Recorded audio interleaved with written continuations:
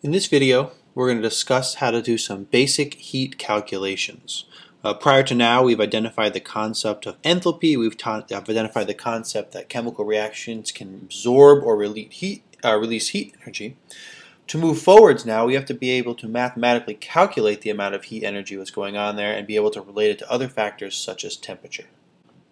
Let's go over a quick list of learning objectives for this video. We're going to review how heat can move into and out of systems, the idea of endo versus exothermic, which was covered in prior videos. We're then going to contrast two topics that I think most people in the world think are very similar. We're going to be comparing heat versus temperature. We generally think of heat and temperature as the same thing, but in actuality they are different. Once we identify that difference between heat and temperature, that'll then allow us to take some time and talk about the actual calculations that go along with this and find actually a relationship between heat and temperature and how those two things are connected. Really quickly, to kind of summarize some of the stuff we've talked about in previous videos, this entire discussion on heat energy really focuses on the idea of thinking about two different regions we're working with. The system, which is where our reaction or change is occurring, and then all the surroundings going around that. There's two different scenarios we can deal with, and that is an endothermic change for our system and an exothermic change for our system.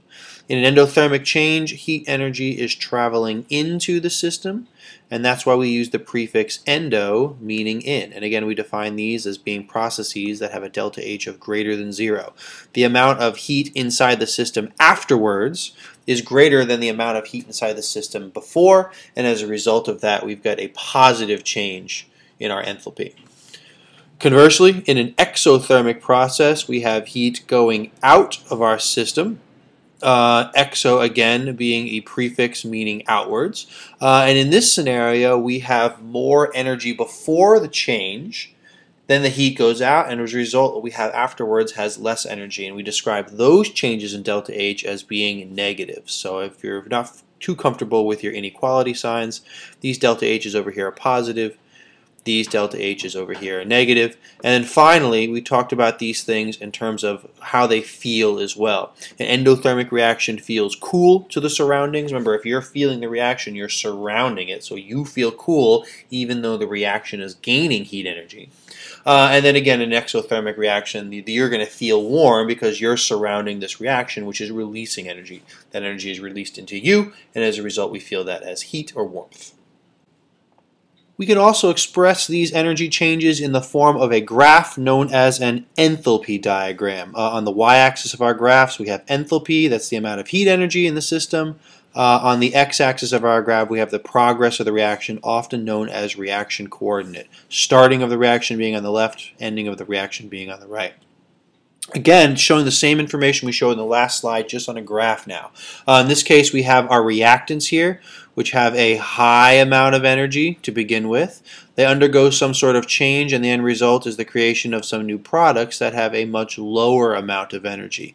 The energy that is given off is the difference in those two energy levels that we call delta H. And because delta H is always equal to the final system minus the initial system, the final being the low, the initial being a high, we would expect delta H's in this scenario to be negative, and we said a negative always means exothermic. Again, same information on the last slide, just displayed in a different way.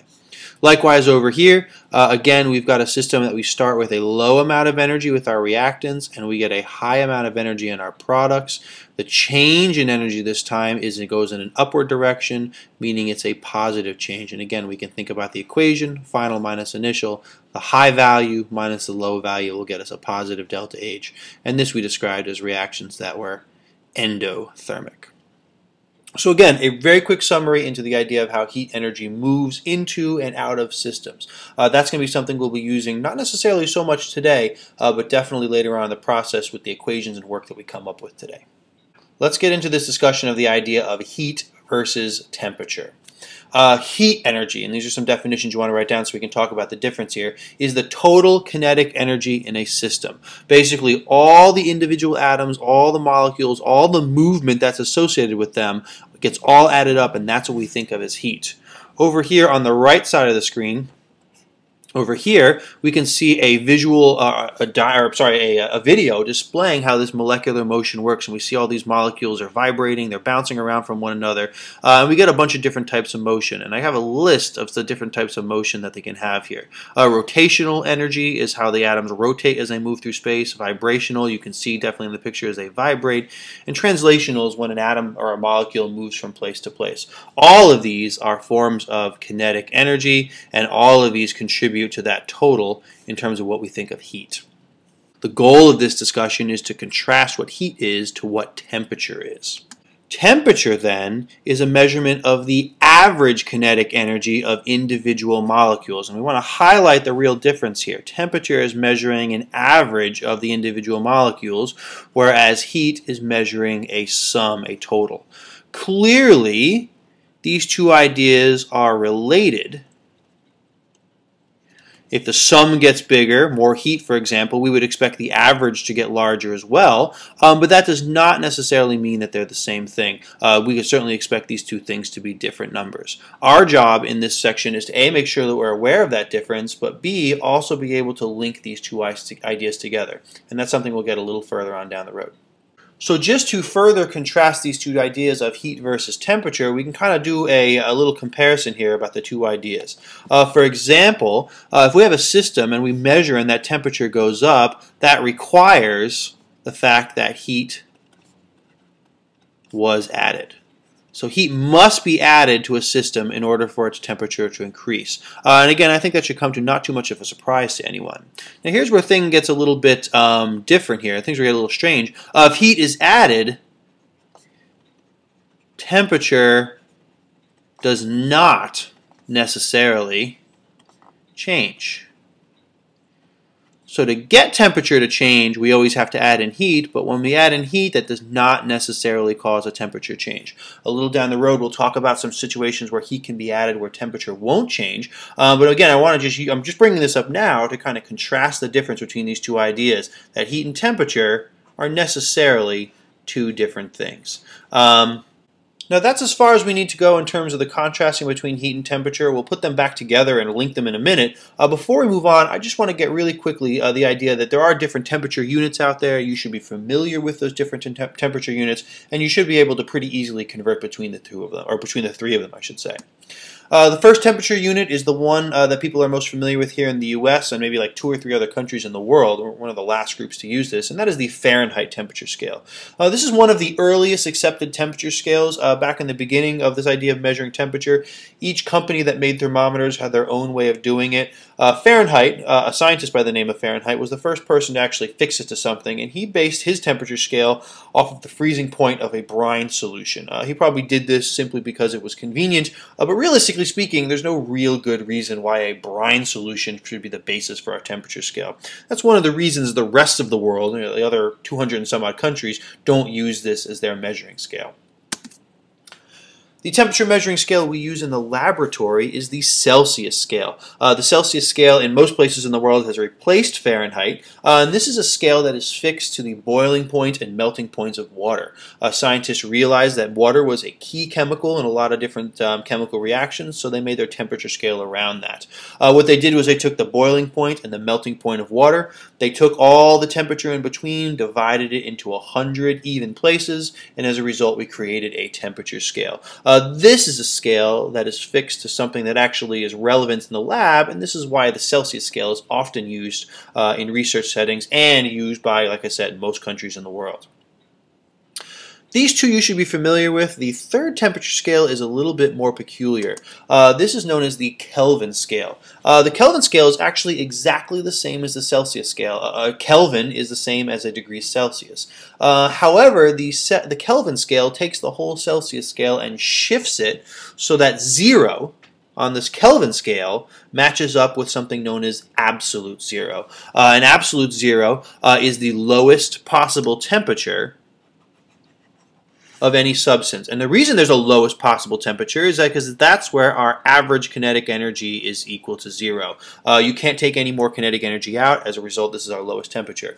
It was reasonable to scientists to say, like, if there's going to be a 0 on our temperature scale, it shouldn't be fixed to something like water, even though that was a reasonable idea. It should be fixed to whatever the lowest possible temperature is. This is a temperature scale that, again, is used primarily in the sciences, especially in things involving space. A lot of times star temperatures and space temperatures are measured on the Kelvin scale. Aside from just knowing the units themselves, you should be able to convert between the three of them. Really quickly, these equations I think are things you've probably seen in the past. This equation on top converts us from Fahrenheit to Celsius, degrees Fahrenheit to degrees Celsius. This equation here converts us from degrees Celsius to degrees Fahrenheit. You'll probably notice that they're actually pretty much the same exact equation. One of them is solved for Celsius, one of them is solved for Fahrenheit. There's no reason to memorize both of those. The third conversion is a little bit different. This is one that's probably new for you, and this converts between the temperatures of Celsius and Kelvin. Notice to do that, we simply take the Celsius temperature and we add this number here, 273.15. As we mentioned, the Kelvin scale is just fixed to absolute 0, and it turns out that absolute 0 is negative 273.15. So when the temperature Celsius is negative 273.15, you add the 273.15 here, and we find out our temperature in Kelvin is 0. Again, your goal or your responsibility here is simply to have these equations available and be able to use them to convert between the three temperature units. Quite frankly, the one you're going to use 90% of the time is going to be this one here. And this will show up in this chapter and definitely in chapters down the road. This brings us then to the big show. We want to be able to calculate the amount of heat used in any kind of physical or chemical process, and that's exactly what this equation is designed to do. The equation Q equals mc delta T. Let's talk about what each of the variables means. We'll define each of them in their units, and then we'll go on a little bit to explain how heat is related to each of these ideas. First of all, our first variable here is going to be the lowercase letter q. This is the symbol we use to represent the idea of heat. Now, sometimes people want to use the idea of delta H here to think of their heat, but remember, delta H means enthalpy, not heat, and enthalpy includes heat and work and other types of energy. So there's a little bit of a difference there. So this is our unit heat, but just like enthalpy, the unit for the unit that goes along with this variable is going to be the joule. Moving on, lowercase m, I know we've used a couple times in a couple different places this year. In this situation, it's going to refer to the mass of your sample. That mass of your sample can be in a couple different units, but most of the time we're going to be using in the units of grams. Delta T over here, and we'll save C for a little bit. Delta T over here on the right is a pretty easy one to remember. This is your change in temperature.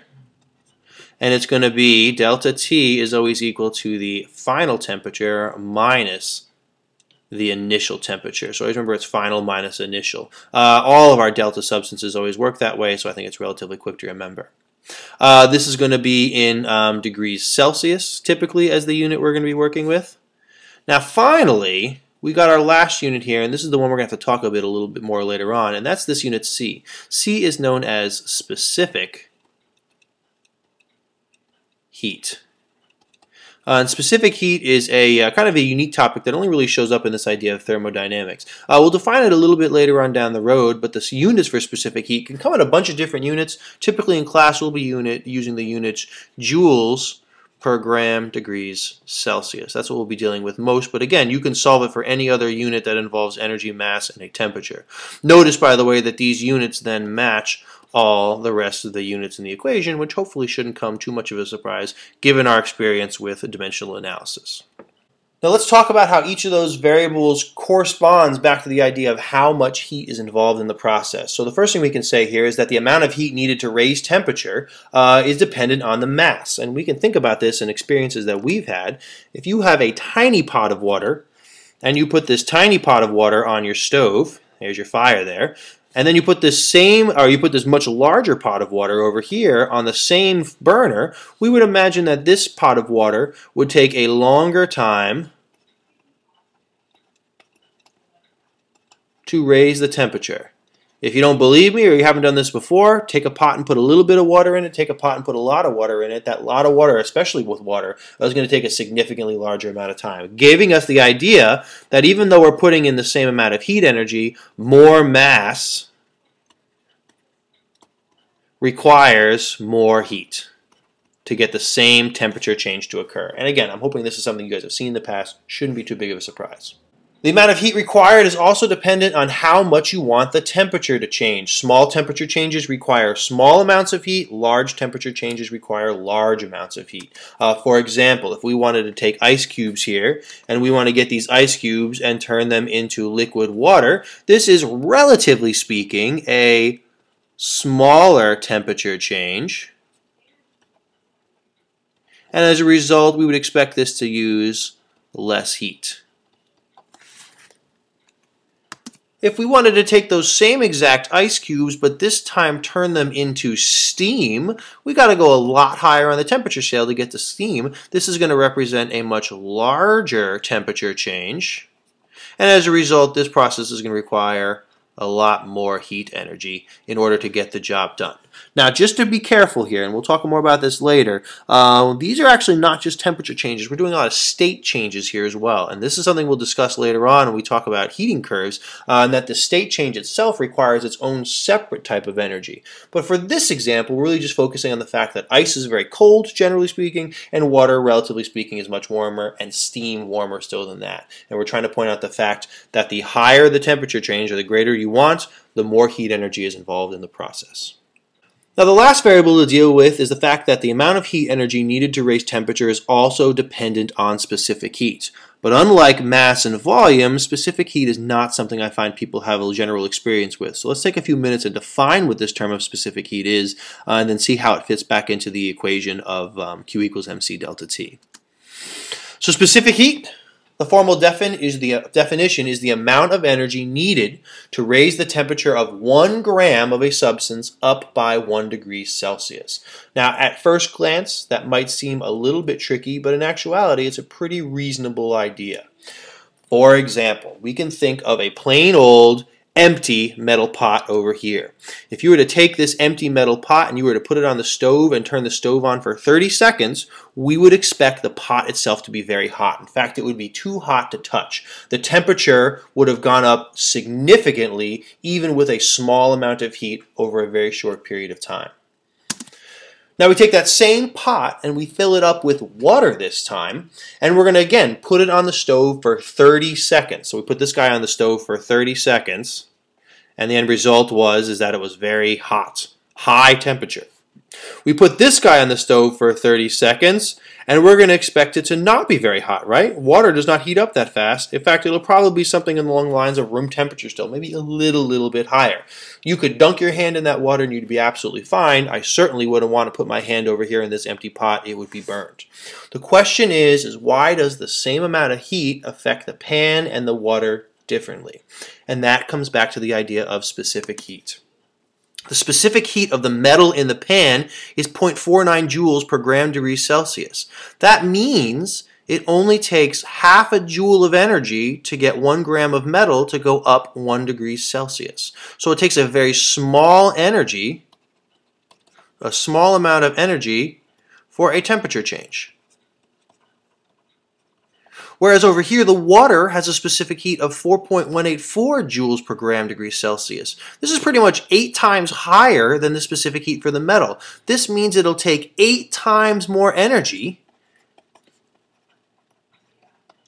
to get the temperature of the water to go up than it would to take the temperature of the pan to go up. And as a result, water is much harder to heat. Hence the adage that pretty much everyone's heard, a watch pot never boils, because water, again, takes a long time. And now we have a good numerical value that tells us that 4.184, 8 times more energy to get water to go up in temperature than it does to take for that metal.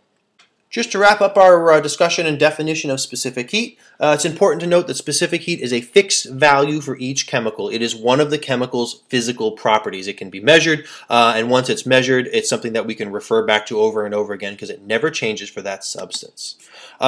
Specific heat is something that I can give you in terms of information. It's something you can look up in data tables either in books or online, or in some cases specific heat is something that can actually be calculated, and that's something we'll talk about a little later on during the process of calorimetry. What specific heat really is, and we've kind of already mentioned this, it's a measure of how hard it is to raise the temperature of something. Stuff that has larger specific heats, a larger value for C, is harder to raise its temperature. Water is very hard to heat up. Metal itself is very easy to heat up. And this is actually something you probably experienced in your life.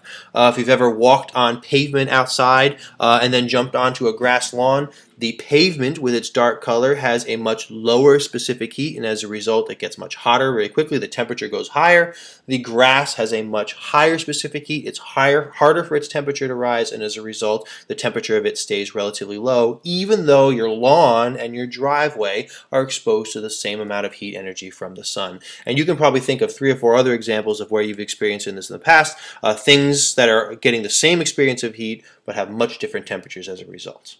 For now, that's pretty much it in terms of what I want to talk about with the calculations. At this stage in the game, just to kind of do a recap of what we've talked about, there's some things you should be able to do now. First of all, you should be able to explain the difference between what heat energy is and what temperature is. And as you recall, heat is a quantity of energy, whereas temperature is more of a measurement. It's a way of keeping track indirectly of how much heat is present. You should be able to convert now between different types of temperature units, degrees Celsius, degrees Fahrenheit, and Kelvin. We didn't do any practice problems with those, but those equations are very easy to use, and with maybe the exception of the Kelvin conversion, they're ones I think you guys have worked with before. You should also be able to explain what specific heat is and be able to compare the characteristics of substances with different specific heat values. I should be able to show you 2 chemicals with large and or small specific heats, and you should be able to talk about how they would behave differently even if exposed to the same amount of energy. Finally, you should also be able to use the Q equals mc delta T equation in order to calculate the amount of heat involved in certain temperature change processes. This is something we talked about. You guys have seen the equation. It's a simple equation to use, but we didn't get a chance to do any practice problems in here. This is something we will definitely be tackling in class, and you'll start to get some experience with it. But at the very least, you should be familiar with the equation and what that equation is intended to do at this point.